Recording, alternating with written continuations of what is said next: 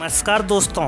अच्छी बीवी, अच्छा घर, अच्छी लाइफ, अच्छा दहेज, अच्छी कार, अच्छी बाइक, ये सब आपको घर वालों, समाज वालों, शिक्षकों से सुनने को मिलेगा।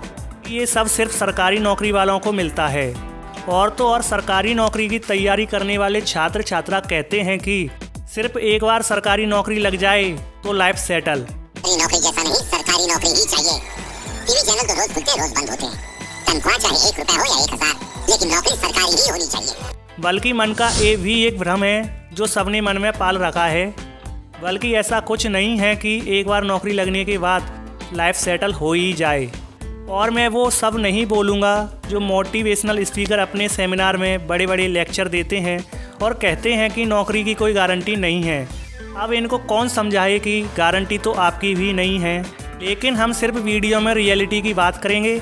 आप देख सकते हैं यूपी सरकार ने यूपी पुलिस में कांस्टेबल के 60,244 पदों पर भर्ती निकाली। इसके लिए 50 लाख से अधिक युवाओं ने अप्लाई किया। लेकिन हुआ क्या? पेपर लीक और युवाओं की मेहनत बर्बाद। 2018 में यूपी पुलिस में चपरासी और संदेशवाहक के 62 पदों पर भर्ती निकली, जिसके लिए 93,000 युवाओं ने अप्लाई किया, जिसमें 3700 युवा ऐसे थे जिन्होंने PhD की थी।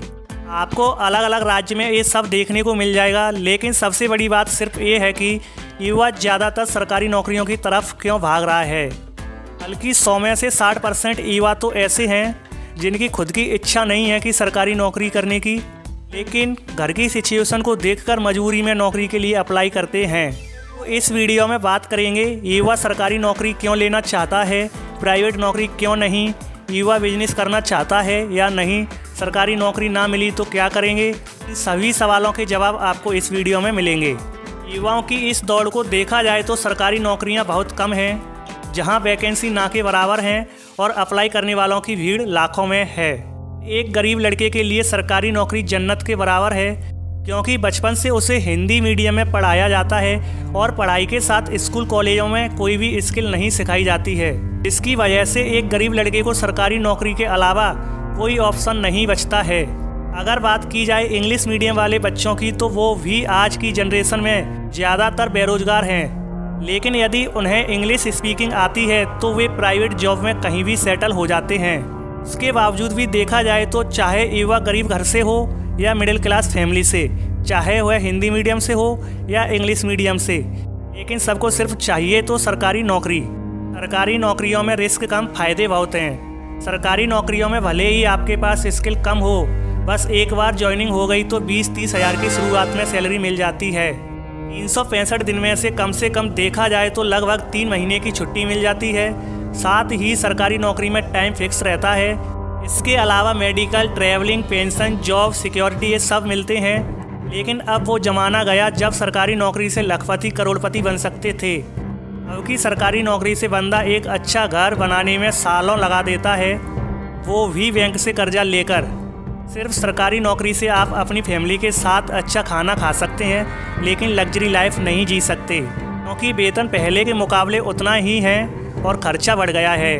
लेकिन सच बात तो ये है, सरकारी नौकरियां खत्म हो रही हैं। आप खुद देख सकते हैं सरकारी संस्थानों को प्राइवेट किया जा रहा है। केंद्र सरकार की मोदी सरकार ने एक और बड़ा फैसला लिया है। केंद्र सरकार 4 सरकारी बैंकों में अपनी हिस्सेदारी बेचने जा रही है। सरकारी नौकरियों के लिए सरकार वादा करती है सिर्फ बेवकूफ़ बनाने के लिए। 10 करोड़ नौजवान को रोजगार देंगे। सरकारी नौकरी से आपका समाज में एक अच्छा स्टेटस बनता है। लेकिन मेरा सवाल है, 5-10 साल बर्बाद करके भी सरकारी नौकरी नहीं मिलती है तो आप क्या करोगे?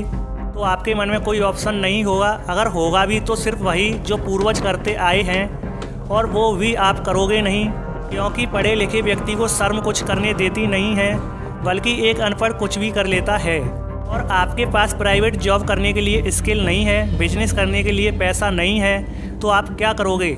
इसका जवाब मैं वीडियो के लास्ट में दूंगा कि आपको क्या करना चाहिए। वर्क क्लास और मिडिल क्लास के युवाओं के लिए प्राइवेट जॉब का मिलना भी मुश्किल है।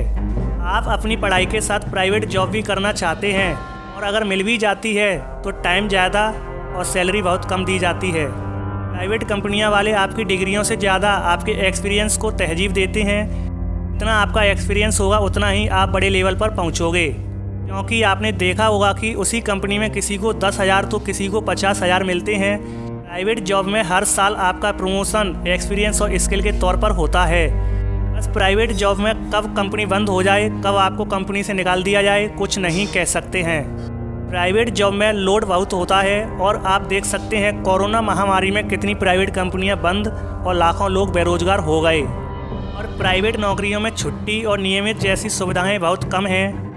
बात आती है तो फिर हम क्या करें? तो मैंने आपसे बोला था इसका जवाब मैं वीडियो के लास्ट में दूंगा।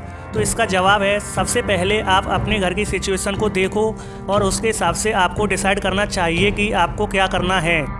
यदि आप एक गरीब और मिडिल क्लास से हो तो आप गवर्नमेंट जॉब की तैयारी करो और साथ में कुछ ना कुछ स्किल सीखते रहो, क्योंकि मिडिल क्लास के बच्चों का ध्यान इधर उधर भटकता है, डिसाइड नहीं कर पाते हैं। गवर्नमेंट जॉब में 3-4 साल दीजिए। यदि आपकी गवर्नमेंट जॉब लग जाती है बहुत अच्छी बात है, इससे आपकी और फैमिली की सिचुएशन सुधर जाती है। और अगर गवर्नमेंट जॉब नहीं लगती है तो बहुत अच्छी बात है।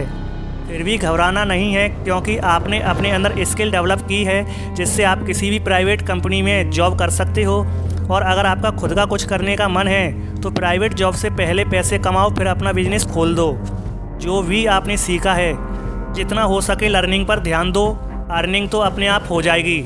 और रही बात प्रॉफिट लॉस की, तो ख़राब समय किसी को बताकर नहीं आता, इसलिए हमेशा जो भी करो खुश होकर करो।